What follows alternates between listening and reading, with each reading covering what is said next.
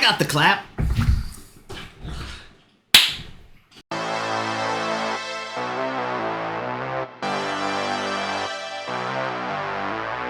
Hi everyone, I'm Justin. And I'm Matt. Welcome to Game On. This is a show all about tabletop gaming, from RPGs to board games and everything in between.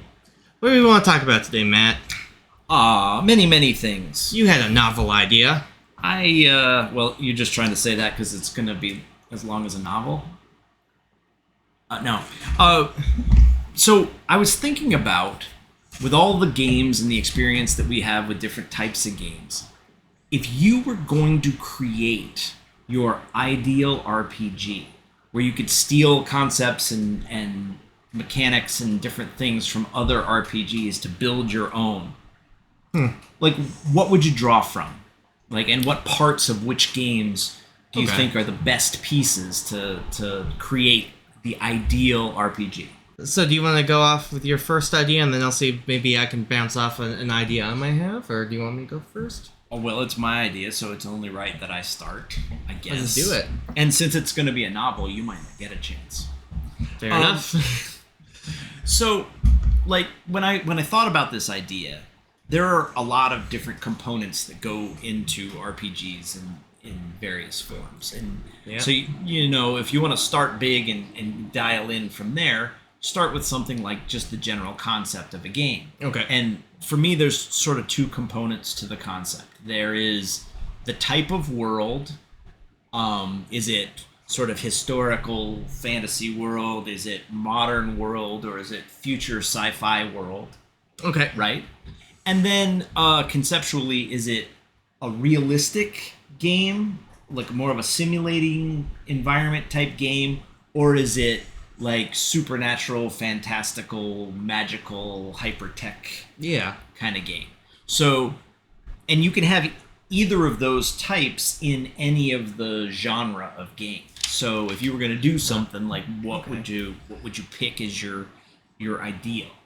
Like, for me, I think as much as I enjoy a good simulation type game and having realism, I think I would want an element of the fantastical in a game. So I would go with, like, the supernatural, super tech kind of magic or whatever in the game. I want an element of fantasy in a game, even if that's not the genre. Right? What would, like, the newer, like, Marvel superhero movies be kind of that way? Like, it's nowadays, but it's got, like, superpowers and stuff? Sure, yeah, absolutely. And in what form that the supernatural element or the fantastical element takes is completely up to, I mean, again, the whole idea is us creating our ideal game. Fair enough. So sky's the limit, right? Okay. But I would want that element of unreality in a game just for the fun factor. And that might be surprising because I'm a, you know, hyper-realism guy, but I still feel like there's a place for that in my ideal game. I like it. And I would do probably modern. Okay. You know, because I feel like that gives the most players the most opportunity to be intuitively involved in the game. Because your character lives in a world and can interact with a world that's most similar to you as a player. Yeah. Right? So people who are novice gamers would have the easiest time possible kind of putting themselves in the world. Okay. I see what you're talking about. So for me, supernatural, super tech, super magical, you know, the fantastical element in a modern setting would be my ideal. Okay. What about you? I've been thinking long and hard about this ever since you started talking about it a couple minutes ago. I tried to draw out the first chapter of my novel. Yeah. My very favorite Call of Duty game is Call of Duty Black Ops 2, which was made in 2012 and it takes place in 2025. It's so the recent past trying to describe the present. Yeah. Where are the flying cars? No. Exactly. But what I really liked about that setting was where Black Ops 2 took place in a near future setting. So like it had a lot of the things that we have now, or a lot of things that they had then in 2012, so to speak, but like also some what if future tech. Sure. And it's not as far as like cyberpunk, like not everybody's all cybernetic up and prosthetic limbs, but right. drone warfare and espionage through computers and in a more futuristic way than like the movie War Games. Well, and I think maybe that's kind of a similar environment to what I was talking about, in the sense of you know, you can add 20 years plus or minus to the modern setting. Like, to me, anything from like World War II up through near future, tiptoeing up to cyberpunk type environment, but not full on. Yeah, you know, that's where I would broadly talk about a modern type game. But I guess I'm a little bit in the modern. Yeah, it's not far future interstellar travel type stuff, space games. Yeah, and it's not sword and sorcery type games. It's, you know, there's a framework of a real world element to it. Okay. So yeah, that's just my, I guess, my definition, and that's subjective too, right? Yeah. So, okay. So now the next thing, after you've sort of defined your world, I think the next step is like character generation. Okay. All right. How in your ideal game, how do you create a character, and what's the process like, and what's the end result like? So for me, and this is where my fondness for realism comes in. I like character creation process that somewhat mimics life or career experience. Okay. Now, I know one of your favorites is the most extreme example of this, and I don't know that I go quite that far down the road, of Traveler, where, I mean, creating a character in Traveler is its own game. Like, it's at least a session where you're doing nothing but crunching numbers and following career paths and doing all that kind of stuff to create a character, right? Yeah.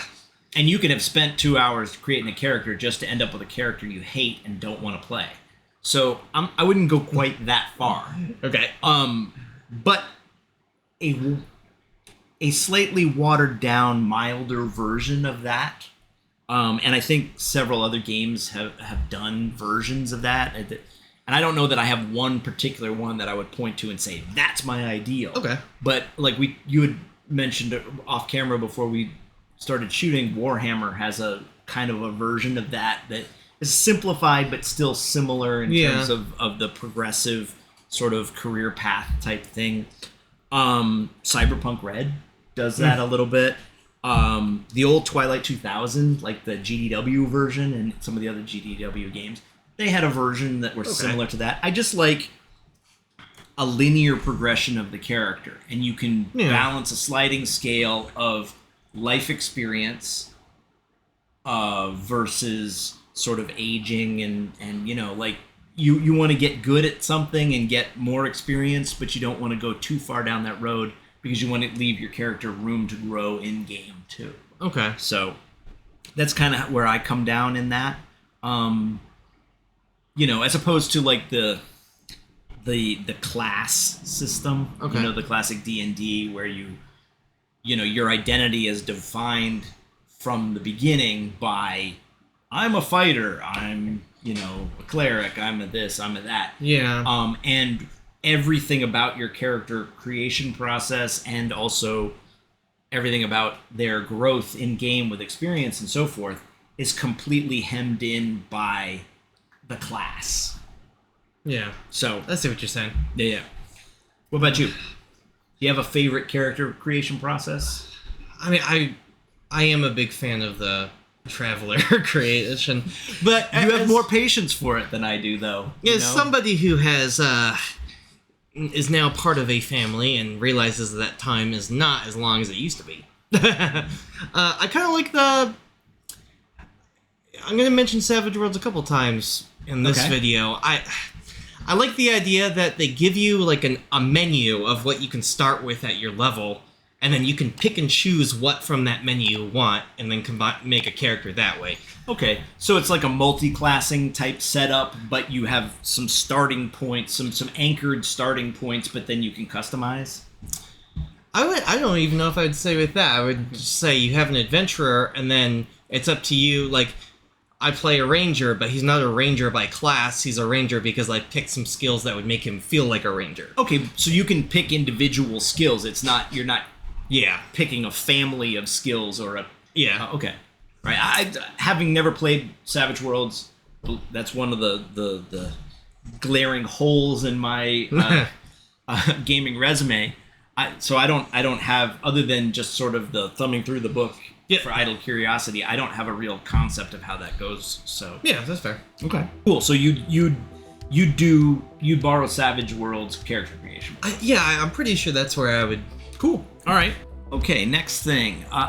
Actually, we were joking about how this was supposed to be a novel idea, and it's kind of turned into the novel. Looking at the clock on the video, so maybe it makes sense to break here, and we'll do this as a two-parter, ad hoc. We're just deciding to cut it here and do a second version of this video. Yeah. So stay tuned for part 2, where we talk about our built ideal gaming system, borrowing from others. Then we'll have two novellas instead of one Exactly. War and Peace novel. A little bit easier. So Cool. Again, my name is Justin. I'm Matt. And thanks again for watching. Yes. Wow. Thanks for watching the first half of this video, and stay tuned for the next one, which will be filmed shortly. And as always, game on.